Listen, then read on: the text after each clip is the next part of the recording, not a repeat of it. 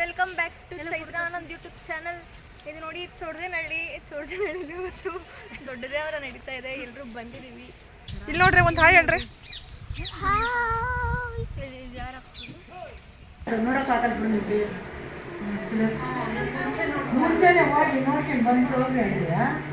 ಏ ಅಚ್ಚಿ ನಡಿ ಹೋಗ್ಬಂಡ್ರೆ ಆಗಲ್ಲ, ನೋಡೋಕ್ಕಾಗಲ್ಲಂತೆ.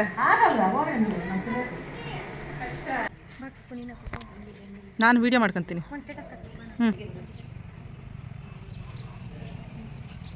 ದೊಡ್ಡ ಮುಗಿಸ್ಕೊಂಡು ಬಂದು ತಿನ್ನೋದಕ್ಕೆ ಮಾಡ್ತಾ ಇದ್ದೀವಿ. ಇವತ್ತು ಬೆಳಗ್ಗೆ ತಿಂಡಿ ತಿಂದಿರೋದು ಅಷ್ಟೇ.